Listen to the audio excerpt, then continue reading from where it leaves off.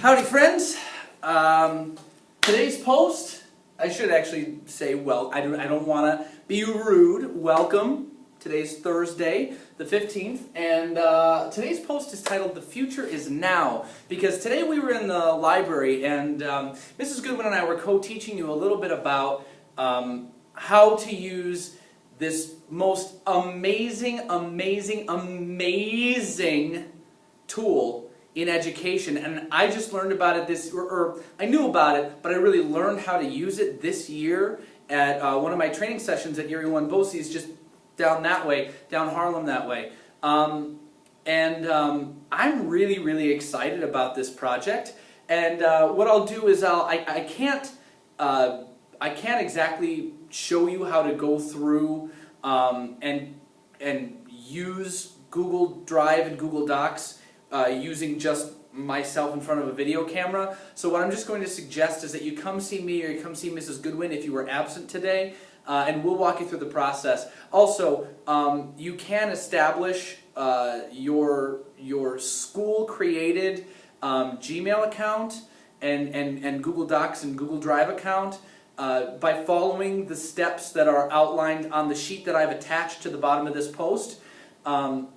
But what I wanted to make sure I did for you today is I wanted to make sure I reiterated, which means say again. I wanted to make sure I said again just what your project actually is and what you're going to be doing the rest of this week and next week in preparation for the nonfiction children's book that you're going to be writing as 50% of your final exam grade. What I will say to you is I'll set this up this way. Well, no, I'll walk you through what you're actually going to be doing first. So today you got set up with the Google Docs and the Google Drive account, and I told you I was really excited about all of this because not only are you able to create using programs that look very much like programs you're already used to using, stuff like Microsoft Word, PowerPoint, Excel, Publisher, the drawing tools and everything, they operate very similarly to the Microsoft Office programs. But the great thing is that you don't have to pay any money to use these. You can use them from any computer, anywhere in the world, at any time, as long as you have access to the internet. That's amazing, because it really makes sure that even if maybe you don't have enough money like Mr. Cass, and you can't afford to buy all the program stuff that lots of people like to use in the schools, it means that you have access if you have something that accesses the internet. Yes, even a smartphone. Yes, even an iPad. Yes, even one of those Google Chromebooks, which is a little bit cheaper than the laptops or the Dells or the Macintosh, the Apple products, which are a lot more expensive. But that's one of the really cool things about this. The other really cool thing about Google Drive is that when it comes time for us to peer review, you guys are actually going to be able to share paperlessly with your peer reviewer and share paperlessly with me. And what your peer reviewer and I will both be able to do is highlight portions of text, add notes in the margins, and we get to have feedback at any time of the day. It doesn't need to be confined to the classroom. This is the coolest thing. And by the way, you're going to turn in your research paper electronically. No paper involved, no, oh I lost it, no, oh I left it at home, because I know that some of you unfortunately are going to lose points today because you spent so much time doing it yesterday that you left it on your kitchen table and you didn't bring it in today. And I apologize. I do still have the option where if you get it back here, and you get it into the office or under my door or into my mailbox before I walk in the door tomorrow, I'll still give you full credit for it because I know that sometimes things happen. But this way, nothing gets lost ever. You can work on it here, you can work on it at home, and you don't have to worry about formatting. It's just this really awesome tool. I'm going to look for a video, and I can't guarantee that I'll find it and be able to post it today, but I'm going to look for a video of how to use Google Docs and the Google Research tools, which I showed you during class today, which is really exciting because it'll do citations for you. super cool. I can't even tell you how amazing that is to me, because I used to have to look in card catalogs. I used to have to flip back and forth page to page to find all the information I needed in order to write my works cited page. And this is so easy, and I showed it to you. And again, if you missed today, I'll try to find a tutorial and post it down below, because I don't really have screen capture and all of these other fancy gadgets. Maybe I will next year, but I'll try to find one and post it below this video. Now to walk you through what you're going to be doing with the rest of this week and next week.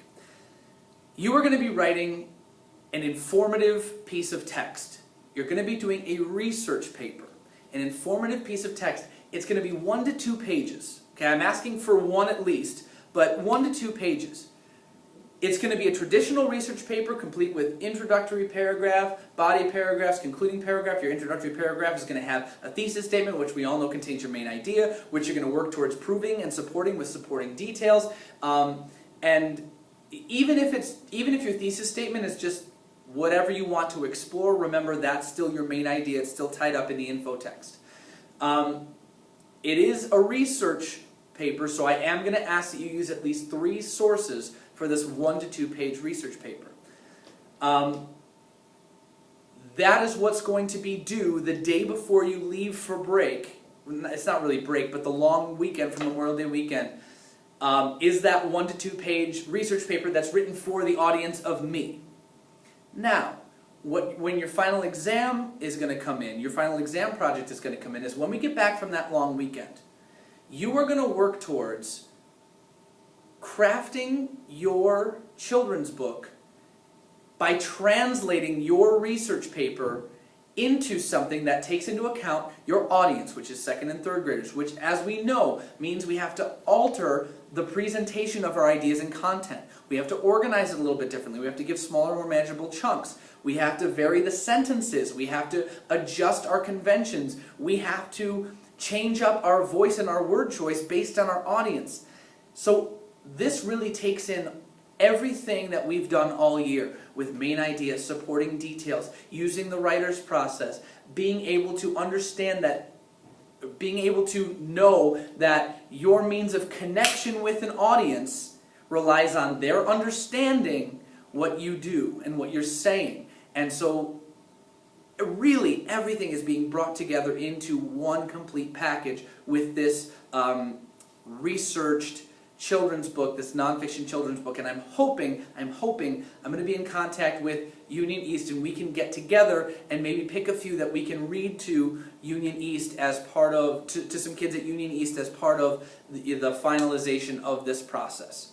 Okay? So I think that's really all I can say right now. One last thing I do want to say, because there were some questions about, well, can I do this topic? Well, can I do this topic? Well, can I do this topic? For all intents and purposes, you can do anything you want to, but I caution you. And I said this to all the classes today. Somebody said, oh, I want to do football. Oh, I want to do dance. Oh, I want to do... and it gets a little too big. Believe it or not, it's easier to write when you've got a more specific topic. The more specific you are, the easier it is to write. When you have a topic like football, there is too much to say about it that you would have to be all over the place and not have a really focused thesis, so your reader would be all over the place and be like, eh, and they wouldn't make the connection. So what I said and what I discussed with these particular people who said football, dance, so on, Nintendo, again, I had them focused down. So the person who said they wanted to do football, it landed on, well, I actually think the really interesting part about it that I want to research is, how did the NFL get started? And that's perfect. The early history of the NFL is focused enough that you can actually write a children's book for 2nd and 3rd graders and not go, ugh, I have to leave out this, I have to leave out this, I have to be too general with this. It's a nice, specific, focused topic. The person who said she wanted to do dance. Whoa, major, huge topic. And then she said, well, I want to do ballet. Can I do ballet? And I went, careful, because that's still pretty big. That's still a really large topic. She said, okay, well, I'm really interested in contemporary ballet. And I said, now you've got it. Because now we're focused in on a very specific and short time period, and we can talk about very specific things that we're going to actually be able to make a coherent thesis last, as opposed to having things from all over the place. Nintendo, too big. Somebody wanted to say, okay, well then can I do the guy who created Nintendo? And I said, I'm pretty sure it was a team, but yeah, if you want to do the invention of the Nintendo, do it. That's a really specific topic, and it's interesting to you. So I want to make sure that you guys aren't going too broad with your topics, because it is actually going to be harder when you do sit down to write the 1 to 2 page research paper, when you do sit down to write the children's book. If you've got too much to talk about, it can almost be a big old mess, and I don't want that to happen to you. So that's that other little piece of advice. You guys are going to be having work days, so we might not actually have video posts over the next few days, unless things come up that I can help you with and troubleshoot and maybe make a general statement because enough's been going on in class that we've been able to discuss. But otherwise, these are going to be work days for the next few days. So I won't come on video, but if you have a question, don't forget to come see me. Don't forget to come to my remedial. If you want to set up a lunchtime to come together, that's totally fine too. So just make sure that you're on your game. Make sure you're working diligently, you're working quickly, but you're also working in a focused manner.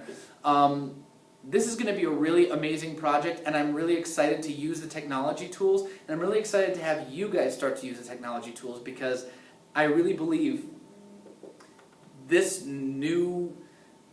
Google Drive is a sign of really the future of education. And I'm really excited to be able to work collaboratively with you and for you to work collaboratively with each other on this really, really awesome, awesome service. And for you guys to get to share what's important to you to an audience, a very specific audience that allows you to use everything you've learned and everything you're interested in to share a piece of yourself, in a way, with this audience. Thank you. I will see you guys tomorrow in the library. And like I said, I may not see you through this post until after we come back from Memorial Day break, but we'll see. I'll post as I see fit. So thank you guys. Talk to you tomorrow.